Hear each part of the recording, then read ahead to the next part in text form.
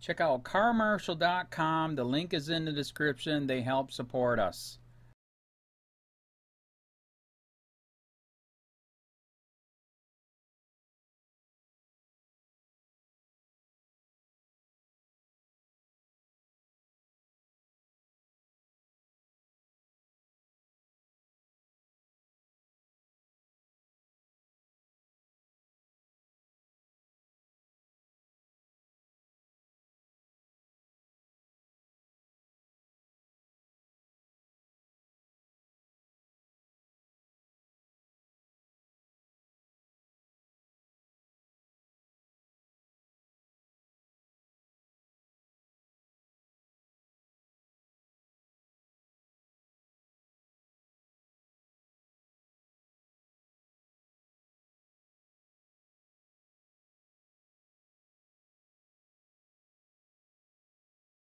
Walking while black. Jacksonville's enforcement of pedestrian violations raises concerns that it's another example of racial profiling. A Times Union/ProPublica investigation. By Benjamin Konark, Florida Times Union, Topher Sanders and Kate Rabinovitz, PRUMMELL.org. The Jacksonville Sheriff's Office issues hundreds of pedestrian citations a year, drawing on an array of 28 separate statutes governing how people get around on foot in Florida's most populous city. There is, of course, the straightforward jaywalking statute, barring people from crossing against a red light. But in Jacksonville, pedestrians can also be ticketed for crossing against a yellow light, for failing to cross a street at a right angle, for not walking on the left side of a road when there are no sidewalks, or alternatively for not walking on a sidewalk when one is available. Lots of tickets. Meet the traffic officer who has issued more pedestrian tickets than anyone else. Read story. Case snapshots. Learn more about Jacksonville residents who have been stopped. Read story. Past projects. See previous Times Union projects, including our homicide tracker and police shootings. Read. The Sheriff's Office says the enforcement of the full variety of pedestrian statutes is essential to keeping people alive in a city with one of the highest pedestrian fatality rates in the nation. The office also says the tickets are a useful crime-fighting tool, allowing officers to stop suspicious people and search them for guns and/or drugs. However, a Florida Times Union/ProPublica analysis of 5 years of pedestrian tickets shows there is no strong relationship between where tickets are being issued and where people are being killed. The number of fatal crashes involving pedestrians, in fact, climbed every year from 2012 to 2016, the most recent years for which complete data is available. What the analysis does show is that the pedestrian tickets, typically costing $65, but carrying the power to damage one's credit or suspend a driver's license if unpaid, were disproportionately issued to blacks, almost all of them in the city's poorest neighborhoods. In the last 5 years, blacks received 55% of all pedestrian tickets in Jacksonville, while only accounting for 29% of the population. Blacks account for a higher percentage of tickets in Duval County than any other large county in Florida. Blacks, then, were nearly 3 times as likely as whites to be ticketed for a pedestrian violation. Residents of the city's 3 poorest zip codes were about 6 times as likely to receive a pedestrian citation as those living in the city's other, more affluent 34 zip codes. Tickets for some of the less familiar statutes were issued even more disproportionately to blacks. 78% of all tickets written for walking in the roadway where sidewalks are provided were issued to blacks. As well, blacks accounted for 68% of all recipients of tickets issued for failing to cross the road at a right angle or shortest route. John Fitzgerald Kendrick, a truck driver, got out of his truck after encountering Jacksonville Sheriff's officers in April of 2015. Once out of his truck, he was immediately ordered to the ground by an officer, who pointed a taser gun at him. He was arrested and issued a ticket for walking in the roadway where sidewalks are provided. Kendrick fought the ticket and it was dismissed by a judge. Brianna Nonord, 13, wound up in handcuffs and detained that same month in 2015 after she walked away from an officer trying to write her a ticket for having failed to cross in crosswalk on her way home from school. Maurice Grant, a lawyer with the Federal Public Defender's Office, was walking near the federal courthouse in May of 2016 when he was cited for crossing against a red light. The Times Union/ProPublica analysis also found that the sheriff's office had issued hundreds of erroneous tickets for crossing the street while not in a crosswalk. The mistakes, identified by a detailed Times Union/ProPublica review of the locations where the tickets were given, appear to have resulted from a misunderstanding of the statute on the part of the sheriff's officers. The often misapplied crosswalk statute accounted for more tickets than any other, and again, blacks were overrepresented in that category of ticket. From left, Director of Patrol and Enforcement Mike Bruno, Sheriff Mike Williams and Under Sheriff Pat Ivey discuss jaywalking enforcement in Jacksonville with ProPublica's Topher Sanders and Ben Konark of the Florida Times Union. Bob Mack/Florida Times Union. In interviews, the Sheriff's Department's second-in-command, Patrick Ivey, said any racial discrepancies could only be explained by the fact that blacks were simply violating the statutes more often than others in Jacksonville. Were the citations given in error? Ivey asked. I have nothing to suggest that. Were they given unjustified? I have nothing to suggest that. In response to the Times Union/ProPublica findings, Sheriff Mike Williams said, "Let me tell you this. There is not an active effort to be in black neighborhoods writing pedestrian tickets." Ivey said stopping people for pedestrian violations as a means for establishing probable cause to search them was also fully justified. Shame on him, that gives me a legal reason to stop him, Ivey said. Lots of police agencies across the country in recent years have been found to have improperly targeted African Americans and other minorities. The New Jersey State Police profiled minority drivers on the state's highways. The New York Police Department's policy of stop and frisk was declared unconstitutional by a federal judge after statistics showed minorities, while making up half the city's population, accounted for 83% of all such encounters with police. Similar issues with stop and frisk practices have surfaced in Milwaukee, Philadelphia, and Los Angeles. Most recently, U.S. Department of Justice investigators found that police in Ferguson, Missouri, had been enforcing traffic violations and civil codes. "High weeds in your yard" was one of them, disproportionately against African American residents to generate revenue for the city. Many of those ticketed wound up unable to pay, and, as a result, were cast into a cycle of debt and incarceration. The issuing of pedestrian tickets in Jacksonville, a city of 880,000, does not produce large sums of money for the city's coffers. There were slightly more than 2,200 tickets issued over the 5 years examined by the Times Union and ProPublica, accounting for just under $70,000.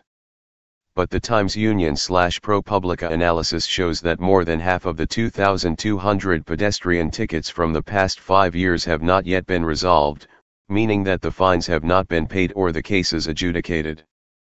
Fines and fees associated with open cases are sent to collections agencies, and those whose cases were sent for collection can see their credit damaged. The tickets also can lead to suspensions or revocations of driver's licenses.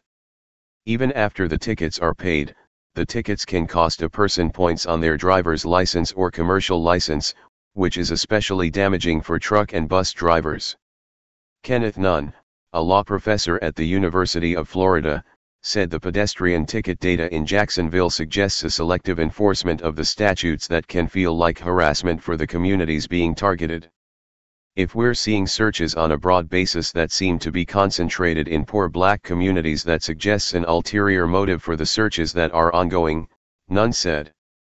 Jacksonville's 16 most commonly issued tickets, from 2012 to 2017, by race of recipient. Note: tickets that were given out fewer than 5 times in 5 years are not shown. 2017 tickets include January through June. By Kate Rabinovitz/ProPublica.org. Such concerns, expressed in dozens of interviews with residents, defense lawyers, and a variety of legal experts, are only deepened by how infrequently it appears the issuing of tickets results in arrests for more serious crimes. Our examination of local court records turned up only 149 instances in which a pedestrian ticket written from 2012 to 2017 resulted in additional criminal charges. The review found that just 27 of those instances involved a gun charge, or 1.2% of all tickets written. Under New York City's stop and frisk enforcement, only 2% of stops resulted in arrests for weapons. Mayor Mitchell, an associate professor in criminology at the University of South Florida, said the sheriff's office's claim that stopping people for pedestrian violations is an effective way to suppress crime is both unfounded and grimly familiar. You could stop anyone in a car, on a bike, on foot for breaking traffic laws because there are so many violations, Mitchell said. If you're willing to follow someone for a couple of minutes, you're going to find a reason to stop them. Certain leaders, regardless of the evidence, Mitchell added, are going to employ these head-knocking strategies, even if they don't work, and even if they alienate the community. Michael Anderson stands near where he was stopped by the Jacksonville Sheriff's Office on Bridier Street, on Jacksonville's east side. At the time Anderson was visiting his mother in the neighborhood where he grew up and was walking to the store. Bruce Lipsky / Florida Times-Union. Almost a third of all tickets issued in the years examined by the Times-Union and ProPublica went to African American males from age 14 to 35. Michael Anderson was one of them. Anderson, then 29, said he was headed from his mother's house to the grocery store on Jacksonville's east side last April when he was approached by 3 officers. Anderson said he was told he was jaywalking, asked for identification, and then threatened with being handcuffed for resisting arrest after he balked at an officer's attempt to search him. I said, "Why are you all bothering me? You're only harassing me because I'm a black male, with dreads in this high-crime area," Anderson recalled telling the officers. "If you check my ID, you'll see I grew up in this area." Anderson contested the ticket for walking in a roadway where sidewalks are provided, and it was dismissed when none of the officers showed up for the hearing. The more than 2,200 tickets examined by the Times-Union and ProPublica included all those written in Duval County. The total number of tickets included 311 written by agencies other than the sheriff's office. Most of those were issued by the Florida Highway Patrol, which accounted for 199. A single ticket was given by the Florida Fish and Wildlife Agency. Looking only at tickets issued by the sheriff's office, the percentage of tickets given to blacks, 59%, is higher than if tickets issued by all agencies are considered. Mayor Lenny Curry would not comment on the racial disparities in pedestrian tickets found by the Times-Union and ProPublica.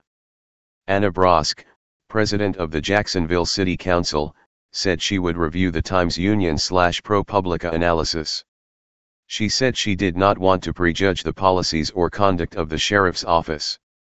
"My next step would be to have a meeting with the sheriff to better understand the data you put forth and what it means to the overall operations of our city as it relates to public safety," Brosk said. Chapter 1. Death Trap. Year after year, Jacksonville has been ranked among the 5 most dangerous American cities for pedestrians. There were 30 deadly crashes involving pedestrians in 2012, increasing each year to 41 in 2016, the most recent year for which calendar data was available. In 2015, the federal government took notice. The Federal Highway Administration identified Jacksonville as one of its focus cities, a designation that came with an offer of help in devising solutions. Jacksonville soon hired consultants to develop a plan of action for saving lives. The consultants eventually produced a report titled Pedestrian and Bicyclist Master Plan. At its heart was a recognition that Jacksonville, built in the 1960s automobile boom and largely unchanged since, was its own kind of death trap. Highways and expressways constructed decades ago carved through low-income communities, sending high-speed traffic from the city's downtown business district to the beaches, suburbs, and affluent neighborhoods. Communities along those arterial roads were left with treacherous 4-lane thoroughfares that stretch for a half-mile or longer before offering crosswalks. Along Beach Boulevard, for instance, there's one stretch where crosswalks are 1.3 miles apart. There are multiple low-income apartment complexes in between those crossings. But the city's issues for pedestrians went beyond its network of dangerous highways and broad avenues. Those who travel on foot in Jacksonville are faced with a disconnected network of sidewalks, which are often in disrepair. City officials haven't even completely mapped all of them. A JTA bus turns the corner of New Kings Road onto Gilchrist Road, on Saturday, November 11, 2017 in Jacksonville, Florida, after picking up a rider at a bus stop with sidewalks. Bruce Lipsky / Florida Times Union. And while Jacksonville is the country's largest city by land mass, its public transportation system has consistently been found wanting in national studies. People who rely on the bus system can put themselves in danger just trying to access their rides. The Jacksonville Transportation Authority, for example, has 321 bus stops on roads without sidewalks and 993 bus stops not within 300 feet of a crosswalk, according to the most recently available data. The master plan developed by the consultants, aspects of which were regularly shared with city officials and the sheriff's office, offered two essential means to cut civilian deaths: slow down traffic and build up pedestrian infrastructure like sidewalks and bus stops and formal crossings with crosswalks. The plan also was emphatic about what wouldn't work, trying to get pedestrians to behave more safely, and writing tickets in an attempt to compel them to do so. No amount of education, encouragement, or enforcement will make a significant change in pedestrian behavior, the report concluded. In an interview, Andy Clark, the lead author of the plan, stood by the report. Trying to educate people to cross the road safely when there aren't crosswalks or where there's missing sidewalks, Clark said, it just doesn't work. He said ticketing pedestrians would not improve public safety, and that anything that didn't involve addressing the city's dangerous layout and lack of adequate infrastructure would certainly be seen as a cynical decision. It seems unfortunate to say the least, and capricious at worst, to be ticketing people for behavior when it just isn't possible to do the right thing or be in the right place, Clark said. Mayor Curry's office said the administration plans to update its sidewalk inventory in 2019 to include more details about the nature of the infrastructure. The office also said that it has taken action to fund more signalized crosswalks in Jacksonville. The sheriff's office wrote 264 pedestrian tickets in 2012, 353 in 2013, 422 in 2014, 252 in 2015 and 411 in 2016. Jacksonville is ranked 6th among the state's largest counties for the issuing of pedestrian tickets. Under Sheriff Pat Ivey answers questions during the meeting on November 8. Bob Mack / Florida Times Union. Ivey, the sheriff's office's second in command, defended the merits of writing tickets to help fight pedestrian fatalities. He said that unless and until the city spends the money on things like street design and more and better sidewalks, the office had no choice but to write tickets. I'll throw a scenario out, Ivey said. A camera, I don't care what camera, from convenience store, cell phone camera, I don't care, catches a policeman sitting there watching people jaywalk all day long across the street, and he's sitting right there. Then all of a sudden, a car comes along. Kids killed. What does the family say? You know. Why didn't the policeman stop them, tell them, give them a ticket? I don't care. Why didn't they do it? Two officers from the Jacksonville Sheriff's Office cross Pearl Street North, against the light, as they walk from the Duval County Courthouse to the State Attorney's Office on Duval Street West. Bruce Lipsky / Florida Times Union. I think we have a duty to educate, warn, and enforce where appropriate until infrastructure is fixed, Ivey added. Otherwise, I think we'd be doing a disservice to the community. A couple of hours spent observing who jaywalks in Jacksonville suggests Ivey's education effort should include his own officers. Over a 2-day span, dozens of uniformed Jacksonville police officers were observed jaywalking downtown by ProPublica and Times Union journalists. Ivy and his boss, Sheriff Williams, said they could not comment or take action until they had seen evidence of the routine jaywalking by their officers. Chapter 2. Tickets don't make sense, or much of a difference. In 2014, the Sheriff's Office, bolstered by state grants from the Florida Department of Transportation, began implementing what it regarded as a strategic effort for issuing tickets in pursuit of greater public safety.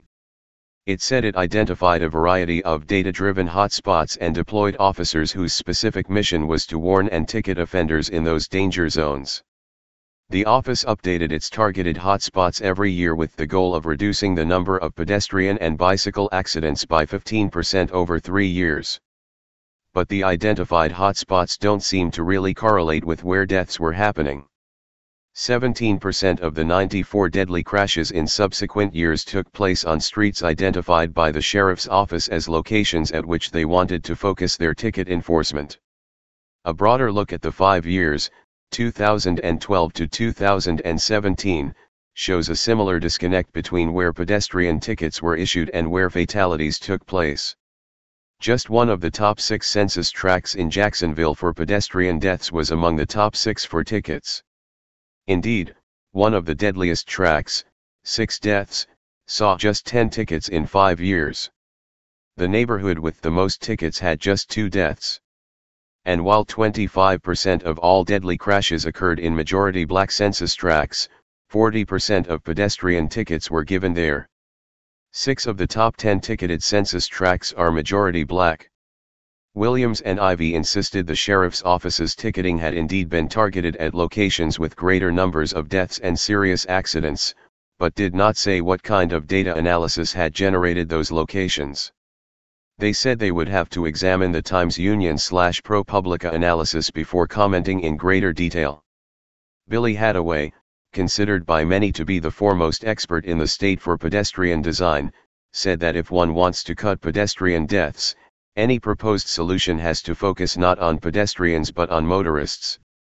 Ebony Dekine stands near where she received a jaywalking ticket near the intersection of Ricker Road and 103rd on Jacksonville's west side. Deed Smith/Florida Times Union. Ebony Dekine was trying to cross Ricker Road on April 28, 2016. She had her 8-month-old and 10-year-old daughters in tow, so she chose to go what she felt was the safest route. An officer stopped her and gave her a ticket for crossing outside the crosswalk. Dekine doesn't believe the ticket was about keeping her and her family safe. If they wanted to make people feel safe, they need to sit at these intersections and watch how many of these cars are running through these lights. People are getting scared just to cross the street the right way. I feel more endangered crossing in the crosswalk than I do the way I did that day. And that's the honest-to-God truth. Chapter 3. Smart Policing or Selective Enforcement. In his more than 2 decades on the Jacksonville Sheriff's Force, Patrick Ivy said it's always been seen as legitimate to use a pedestrian violation as an opportunity to stop and question someone acting suspicious. The person might be behaving erratically or have an unusual bulge in their clothing when an officer notices them, say, cross the street outside a crosswalk. If I have a legal reason to stop him because he commits a pedestrian violation, Ivy said, I don't think I would be an astute policeman to not use the tools at my disposal.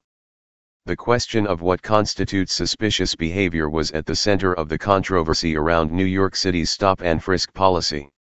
In her 2013 decision declaring stop and frisk unconstitutional, Judge Shira A. Skindlin concluded that New York police routinely stopped people they had no objective reason to suspect of wrongdoing.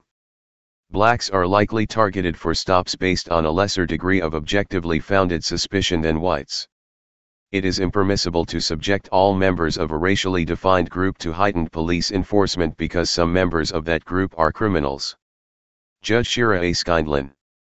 Often, when officers stopped people with suspicious bulges in their clothing, they turned out to be commonplace objects like wallets and cell phones that should not have justified frisks or searches.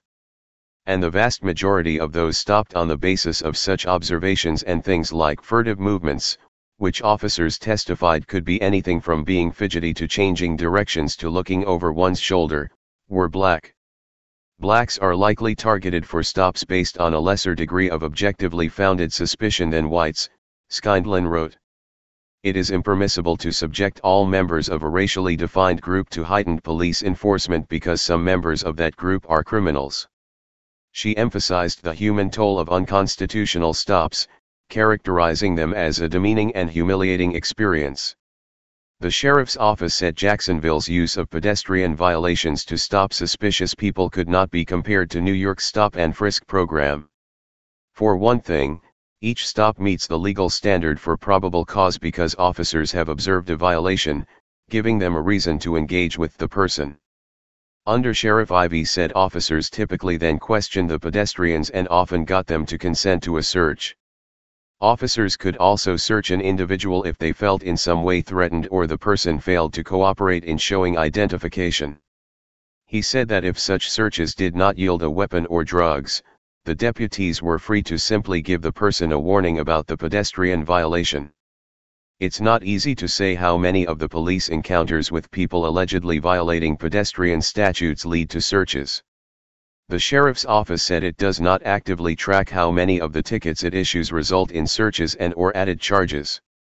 What's more, there even less information kept on instances where police stop someone for a supposed pedestrian violation, and only issue a warning. The sheriff's office again said it kept no formal count. Records suggest the office issues about 11,000 warnings of all kinds every year. The records indicate the yearly number of warnings could run to the hundreds. A Times Union/ProPublica review of the office's work under the State Department of Transportation grants shows police issued more than 1,900 warnings in a 15-month span. Still, it's clear such searches are happening.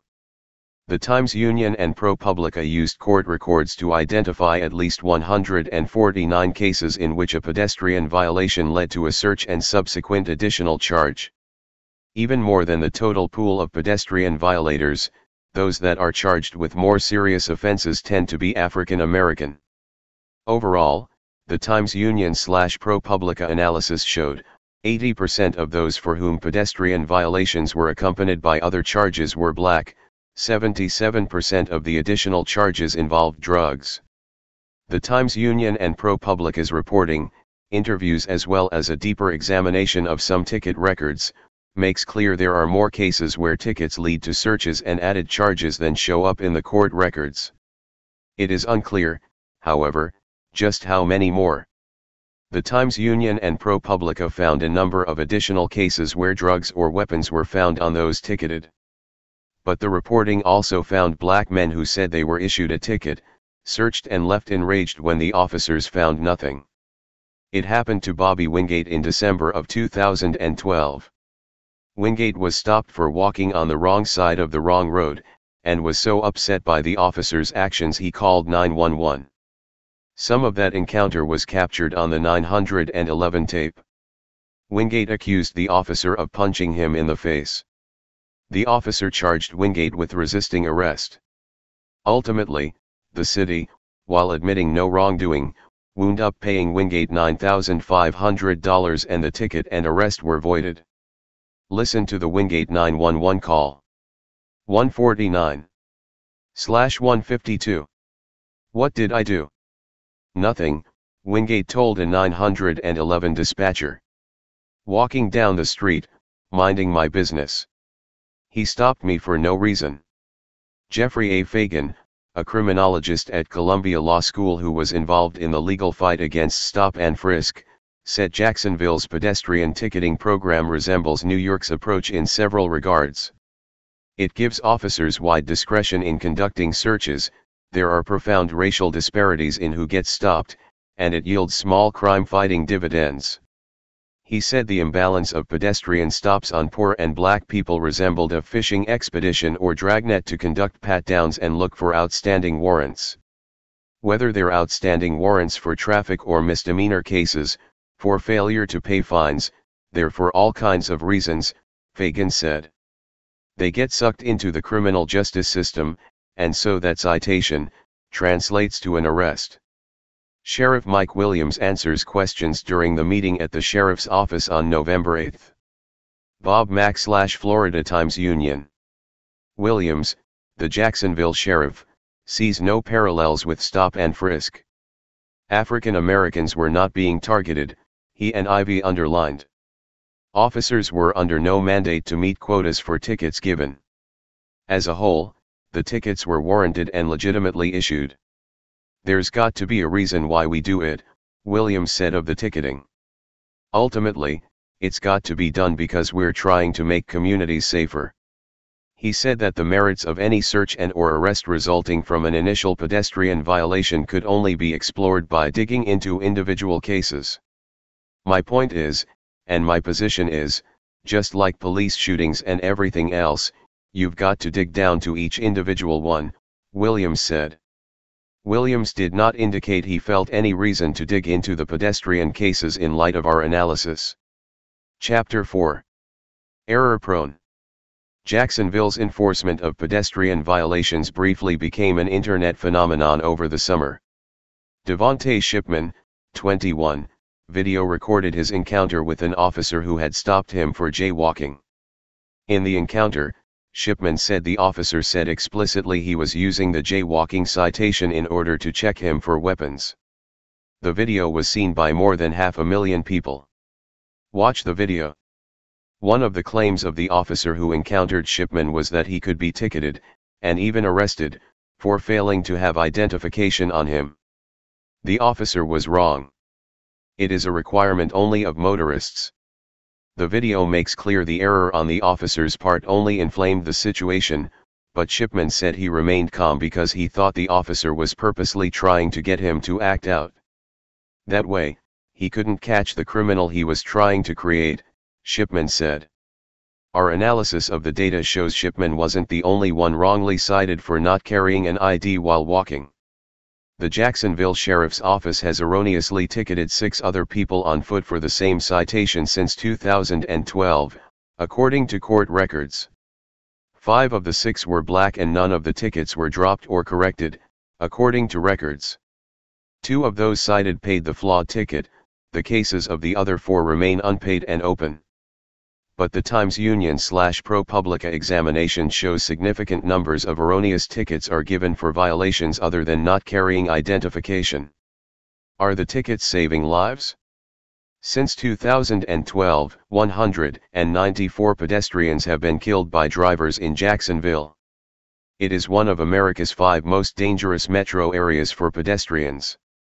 Even as tickets are issued to black pedestrians at a far higher rate than non-black residents, the proportion of pedestrians fatally injured in traffic accidents who are black 30% matches almost exactly the proportion of Jacksonville's population that is black. What's more, we found no discernible connection between where pedestrian deaths occurred and where law enforcement issues tickets. We also found that although census tracts where the residents were mostly black had a similar number of fatalities to other neighborhoods, residents there were ticketed anywhere from 2 to 5 times as much. Each group of census tracts below represents about 20% of Jacksonville's population. By Hilary Fung / ProPublica.org. From 2012 to 2017, 658 tickets were issued in Jacksonville for people crossing the street while not in crosswalk. It turns out, more than half of those tickets, 353, were issued in error, according to the Times Union / ProPublica analysis.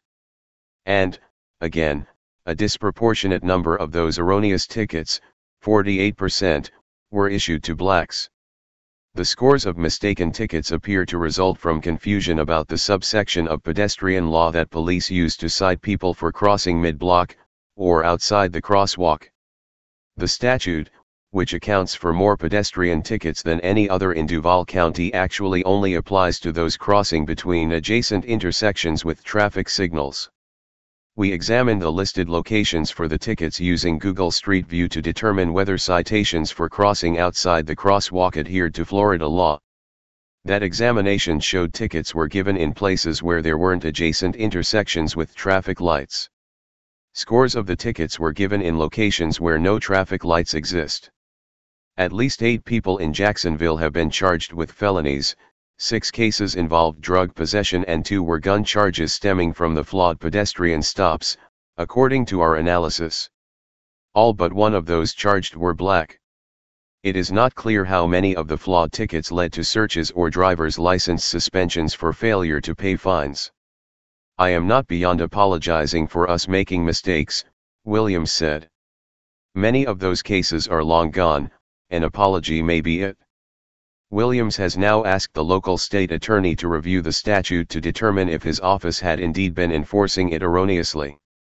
Mac Heavener, chief assistant state attorney, said the question of whether large numbers of tickets had been issued in error was a novel issue for his office.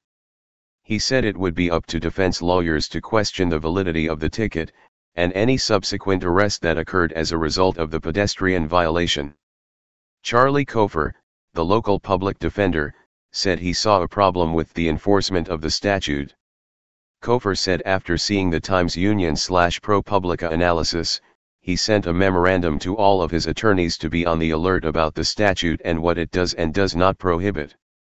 Kofer said the confusion around the statute offered him the training opportunity to emphasize to his attorneys that they should drill into any civil ordinances that are the basis of a stop, and he said he was considering sharing his memorandum with the state's other 19 public defenders.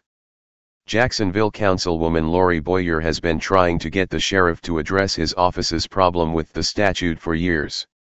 She said the office, on its website, had eliminated language about the statute that made clear its more limited application.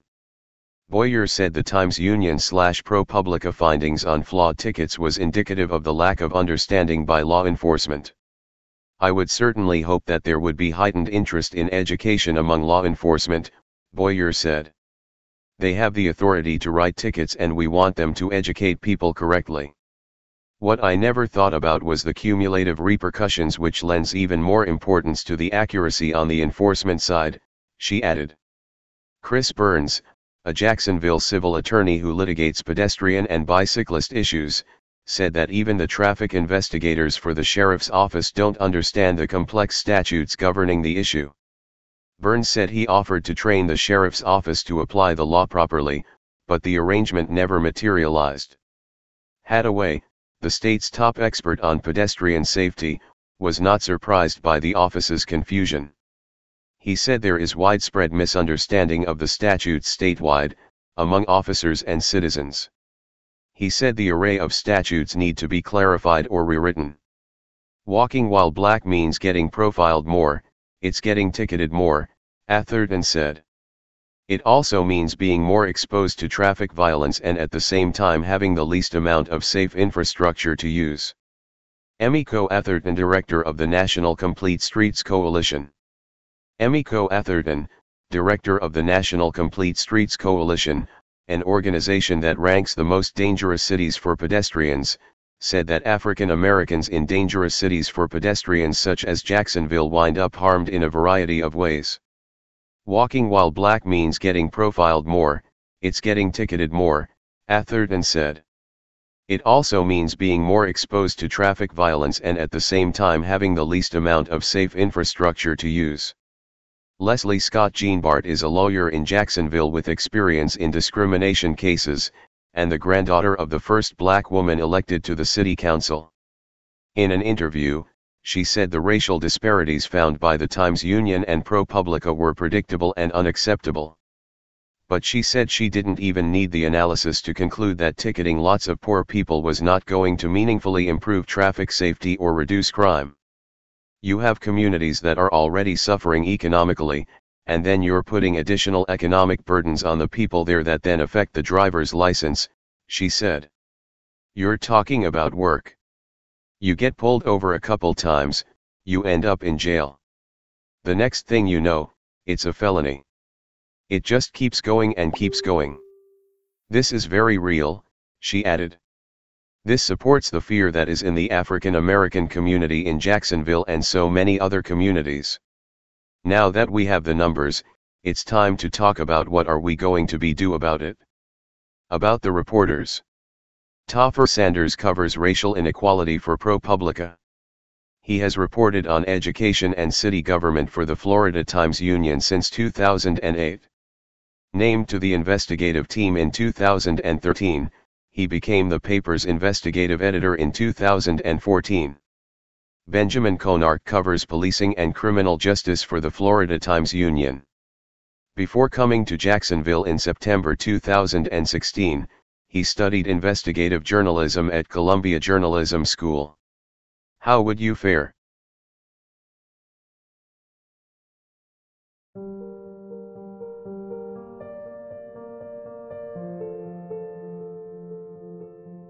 When COPWATCH Kennedy was thrown into jail after what began as a routine traffic stop, she couldn't believe what was happening. It felt like my life is just, crumbling into pieces. A single mother of 2 teens, Kennedy said she couldn't afford her traffic fines. She had worked part-time for a local cleaning service, but when Kennedy didn't pay what she owed, a warrant was put out for her arrest.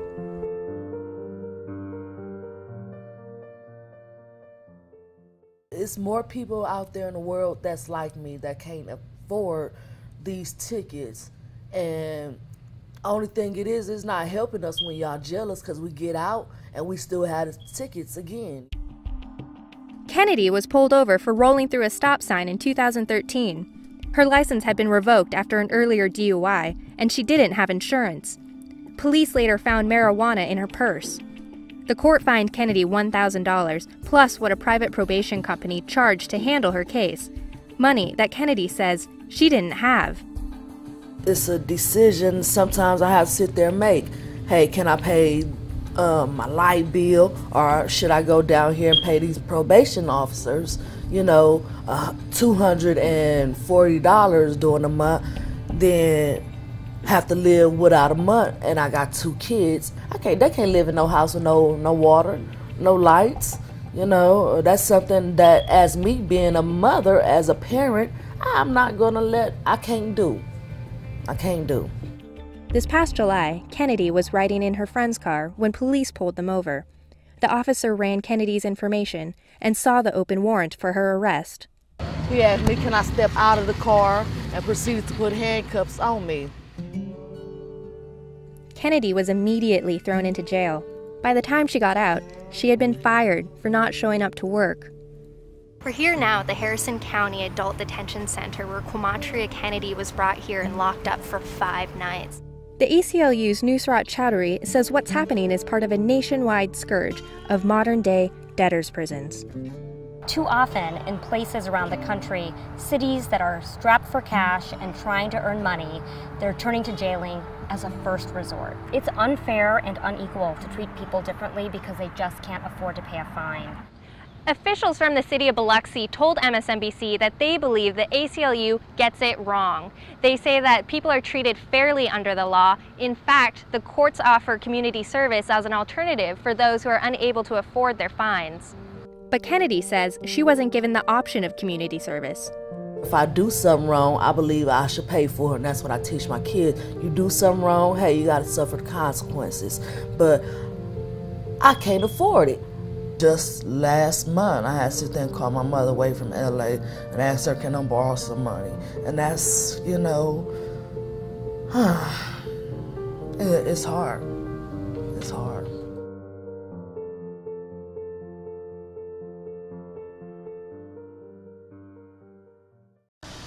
Hey Charlotte County, this is Charlotte County Cop Watch, and I wanted to explain what fair use is.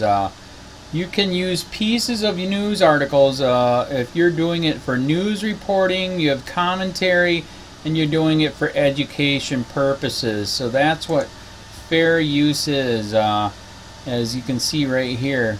Another reason why I wanted to make this video is to let you know I have just joined with Patreon. A nice thing with Patreon, I make no money on YouTube. They took the money away years ago, and so this is another way to give, and it's a nice thing too because you can give monthly. You can give $1, $5, $10, whatever. I do 4 to 5 hours a day on trying to wake the sheeple up on how corrupt it is and different ways that you can fight the corruption.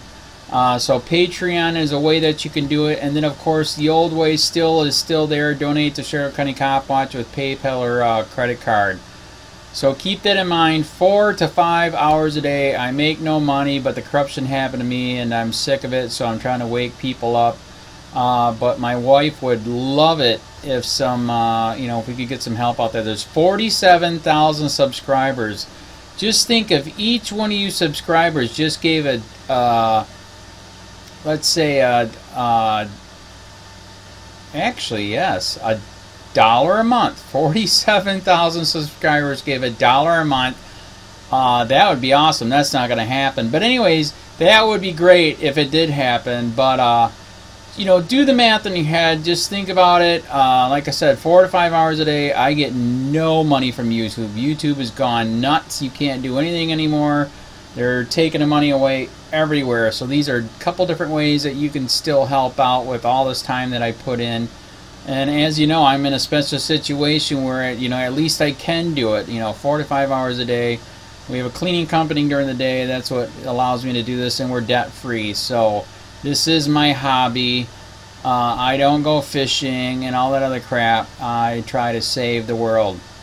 So help me out to make the wife happy, man. In fact, if you guys did give $1 a day, and there was 47,000 of you, and you did it, and each of you gave $1, and that was every month, oh my God, yes, I could quit. I could start suing them. Another idea, too, that we have is, if I got, some funds, we could actually contact everyone that has been ticketed and or arrested and put in jail and start sending them postcards to let them know we're here, and to see if everything went all right, and if it didn't, find out their story. So we could even do more investigations and more lawsuits. Lawsuits take money. So just think about that. 47,000 of you so far right now. $1 a day. $1 a month on Patreon, or $5 a month Patreon, 10, 20, whatever. Just do the math in your head. Help out. This is a lot of work every single day. Thanks.